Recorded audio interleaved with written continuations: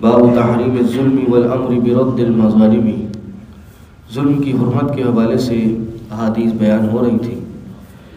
اسی تعلق سے عمر بن خطاب رضی اللہ عنہ کہتے ہیں لما کان یوم خیبر، جب خیبر کا دن تھا، اقبل نفر من اصحاب النبی صلی اللہ علیہ وسلم، تو نبی علیہ السلام کے اصحاب میں سے کچھ لوگ آئے، فقالوا، انہوں نے کہا فلان شہید، فلاں شخص شہید ہو گیا، فلان شہید، فلاں شخص جو ہے وہ شہید ہے، حتی مروا علی رجل، یہاں تک کہ ایک شخص کے پاس سے گزرے تو اس کے بارے میں بھی کہا فلان شہید، یہ بھی شہید ہے۔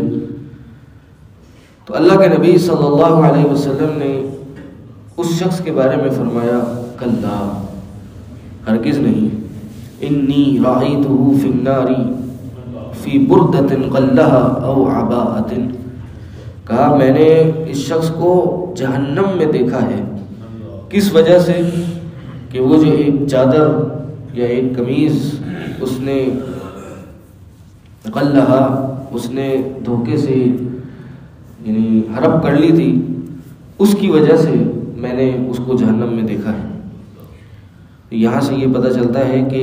شہادت جیسا عظیم درجہ بھی ایک چادر جیسی مختصر اور ہلکی چیز کی وجہ سے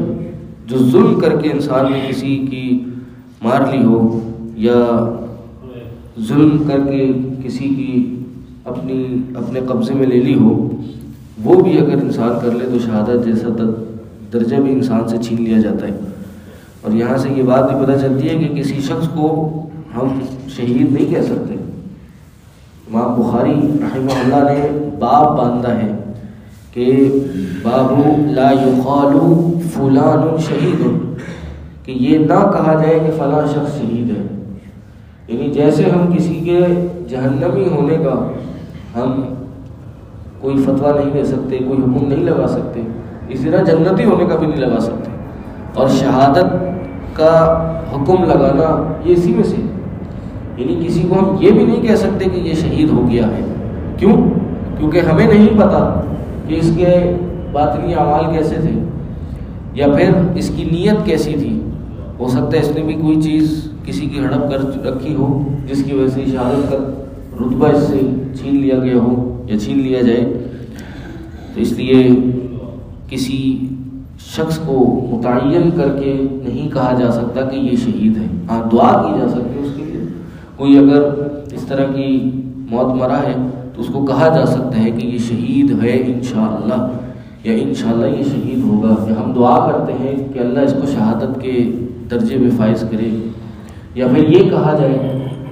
حضرت عمر بن خطاب سے یہی اثر ملتا ہے، انہوں نے یہ کہا کہ یہ مت کہو کہ فلاں شخص شہید ہے، بلکہ یہ کہو کہ جو اللہ کے راستے میں قتل کر دیا گیا وہ شہید ہے، یہ کہا جائے، عموم مسئلہ بیان کیا جائے۔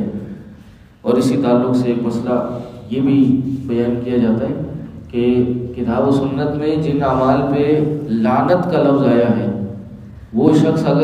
کوئی شخص اگر وہ کام کر رہا ہے تو ایسے شخص کو بھی ملعون نہیں کہا جا سکتا، اور یہ نہیں کہا جا سکتا کہ تم پہ تو اللہ کی لعنت ہو، کیونکہ یہ بھی ایک طرح کی بد دعا ہے۔ یہ کہا جا سکتا ہے، بلکہ یہ کہنا چاہیے کہ آپ جو کام کر رہے ہیں یا فلاں نے جو کام کیا ہے، یہ کام ایسا ہے جس پہ اللہ رسول کی لعنت ہے۔ تو اس لیے یہ معاملات بڑے نازک ہیں، اپنی الفاظوں کو بڑا سوچ سمجھ کے استعمال کرنا چاہیے۔ آج کل معاملہ بڑا ہلکا ہے، ہر دوسرا تیسرا بندہ شہید ہے،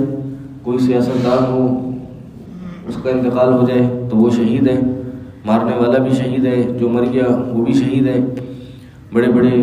ہم سب کو پتہ ہے جو حکمران یا سیاستدان گزرے، جیسے ہی مر جائیں ان پہ شہادت کا لفظ لگا دیا جاتا ہے۔ تو یہ القاب دینا، یعنی حکم دینا بھی جائز نہیں ہے، لقب دینا تو بلولا جائز نہیں ہوگا کہ آپ کسی کو شہید کا لقب اس کے ساتھ لگا دیں.